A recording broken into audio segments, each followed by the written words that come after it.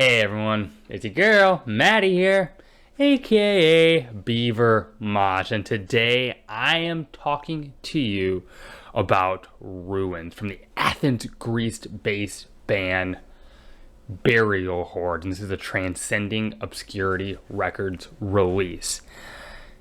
And here, Burial Hordes creates a black metal record that is so hostile and frightening that I'm not convinced that an actual horde performed this.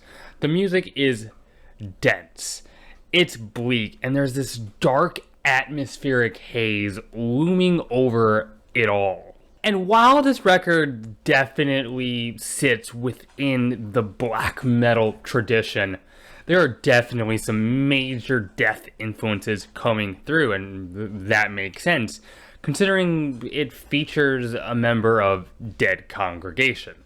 And also, the band seems to incorporate a lot of doomier passages here and there. Burial Horde really has a very creative approach as they unleash pure friggin' hell all over you. In the midst of a vast solitude begins with these dark, dense, foreboding walls of these foggy, harsh riffs matched with these deathly, scarred howls, immediately presenting you with this desolate setting that Burial Hordes is sucking you in.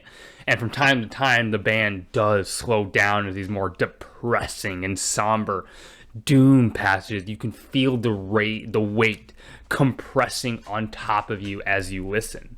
Subtle minor key melodic touches filter their way in to help produce this all-encompassing feeling of nihilism and despair, but the band will speed things up into these furious sections of blistering blast beats and bleeding guitar runs. The way the band incorporates different metal approaches into their own makes this a very exciting and unpredictable sonic journey.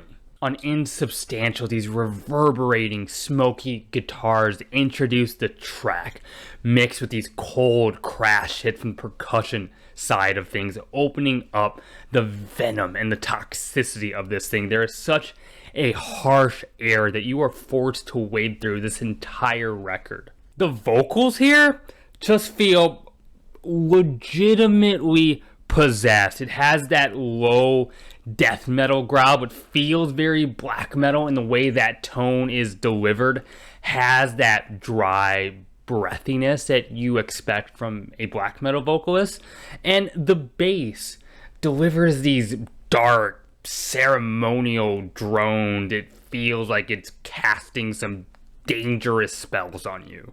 I love the clanginess of the cymbals on Perish. It sounds like trash cans being violently thrown all over the place. It's this wicked piece of like performance art.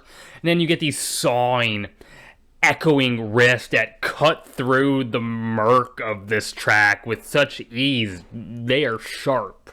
You get these dissonant, anti-melodic, sustained notes that feel like they are implanting this sense of madness and futility right into your headspace. It's just effortlessly devilish, especially the way they are mixed, running kind of evenly with these slow, dark riffs.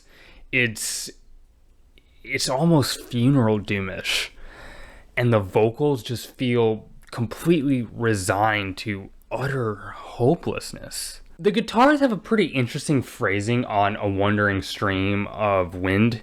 You'll get their very standard atmospheric black metal tremolos, but they will interject these hammering strums, these dun dun dun. It adds a meatiness to the spaciousness everywhere. It has a cool dynamic contrast and effect. There's this specific part in the middle of the track where everything kind of cuts out and you're left with only these fluttering guitars, but only to have everything rush back in one ferocious moment that will scare the shit out of you if you aren't ready for it. It's just excellent composition. There is just this continuously building intensity that honestly gets to a suffocating point before the track just ends. The band uses a lot of differing speeds to bring up various moods that the band wants to conjure, and they execute these change-ups rather flawlessly. I like how the drums just introduce themselves to an infinite sea of nothingness with these even isolated snaps, these chin, chin, chins, but they're just preparing themselves for these driving double bass runs and vicious blast beats. And the song does transition into these murky, dissonant arpeggios that bring up such feelings of unease and anxiety and just vile magic.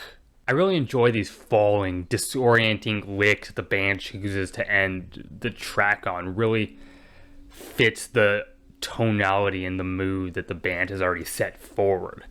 And Burial Hordes does a really good job of communicating this meaninglessness and nihilistic further, much better than a lot of bands I've heard try to make records feel like this album does. On Isotropic Eradication, there are these very interesting, kind of odd, skipping guitars that buzz with such a claustrophobic flair. Definitely meant to feel as if you are losing yourself a bit. The bark in the vocals here, it's like a zombie wolf howling into a trash compactor filled with broken glass. It's just so oppressively disgusting and abrasive. And then the riffs have this nauseating spin to them that are not for listeners with a weak stomach, because if that's you, you will barf violently.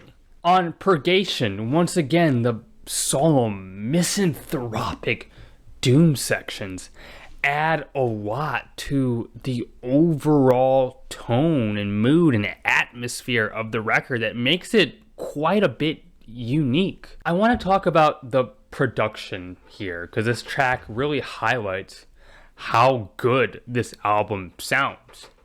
And when I say it sounds good, I mean it sounds horrible. It's horrific.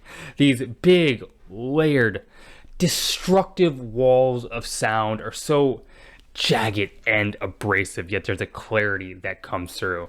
While on the other hand, the more spacious, open sections are full of a lot of little details that shine out, that you can definitely pick through, but they still punish you with a raw, unrelenting grittiness. And the track pushes forward with these epically evil, demonic builds and swells. It's like the march of hellspawns. It's so grim, I fucking love it. Onto the Threshold of Silence, I just adore these meaty, bludgeoning bass hits that, oof, especially paired with these eerie, open chord pick-throughs that follow. It's frightening stuff for sure. The rage here, the nastiness, it's just felt at such a primal level. The band also does bring in some melodic sensibilities here in these grisly tremolo riffs, but it's melodic in the way that makes the music more uninviting and darker. However, on Ruins, Burial Hordes went out to create a sound that is so impenetrably dark, abrasive, and suffocating, and they succeeded. The band does such a good job of completely punishing you at all times, but being diverse in how they do that, bringing in diverse speeds and incorporating different approaches to extreme metal. Black metal fans, death metal fans, people who just are looking for that extreme grisly metal sound. Well, Ruins by Burial of Hordes is the record for you. And hey, those are my thoughts. If you enjoyed this video, enjoy what I do, consider hitting the like button. It'd mean the world to me if you'd consider subscribing. I have a Twitter you can follow. The link to that is in the bio of this YouTube channel. Leave a comment. I really enjoy getting to engage with those. And hey, you right there watching now, keep it metal. My name is Maddie, aka Beaver Mosh, and I am signing off.